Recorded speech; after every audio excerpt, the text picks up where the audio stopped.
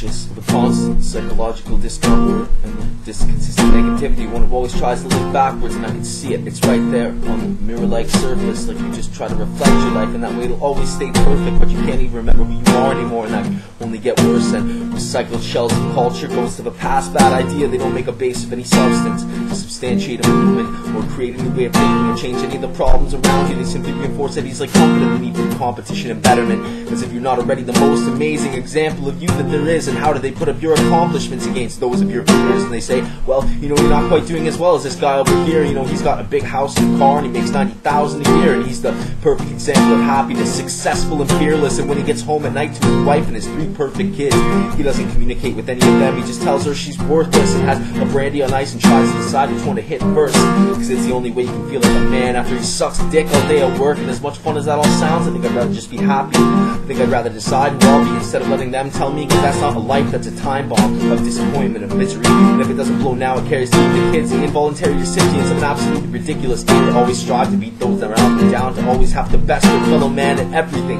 instead of trying to make the world a better place for our successors. We all just want to fight non-whites and take up all of the world's resources and burn them up as quickly as humanly possible, with absolutely no consideration of any ramification for any of the third world nations that we've ravaged, raped, exploited until our dicks are raw and bleeding, and now they're fucked and pregnant with corruption's bastard children, with guns, disease, hunger, war, poverty. And we're concerned with whose responsibility it really is to help them. And you know fucking right just as much on you who signed the order as it is on your murderous drones you dubbed as peacekeeping soldiers, the ones you allow to shoot those who don't respect your authority, in a country you took by force from people who never needed saving, until you sponsored militant factions with guns, supplies, and greenbacks just so you could offer some security against further attacks at a much higher price than you paid to cause a crisis in the first place. Now that government will always be in debt to your relief, but now that monster you unleashed on them, now you can't even stop it. Now it threatens your homeland, and now that just can't happen, so you decide to throw a tantrum to show the world what will happen when you give an angry, bitter child any inkling of power. You know they will always take it too far. Someone's gonna get hurt, someone's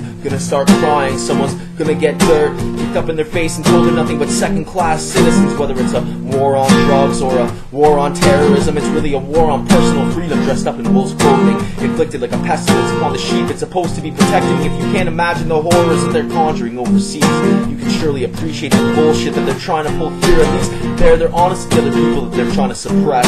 Here they call the killers cops, and they say they're trying to protect the population from itself and self-destructive urges towards an unnatural situation, a forced coalition of effort towards a more powerful nation. And you don't necessarily want to be happy as long as you make more money, to help the economy get stronger, to help the hive make honey, to help the rest of your fellow ants to build the colony bigger. That's why they keep a constant finger on that nuclear trigger, to remind us how unimportant that the individual is.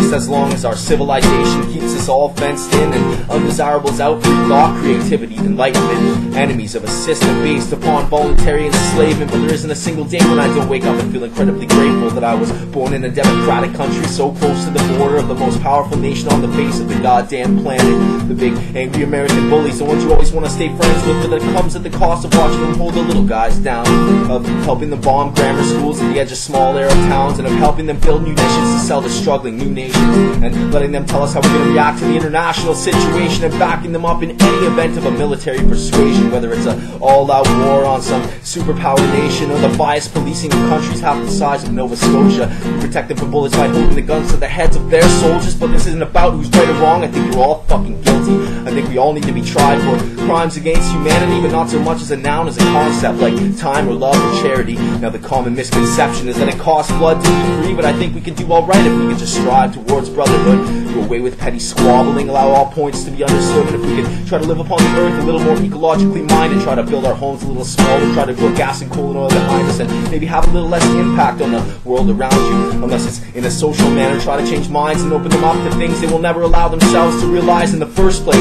Teach them to think instead of allowing atrocities with a helpless complacence. Maybe now's the time to use our growing international power for good. Maybe now's the time to speak up for the control of those who would be hanged as fucking traitors if they spoke out against conditions that our own allies have forced their people to come to live in. And don't ever allow yourselves any apathetic complacency. It's as dangerous and irresponsible as you can imagine it would be to fire a gun into a crowd. Don't be a fucking victim. Speak out against injustice. Keep your conscious voices loud.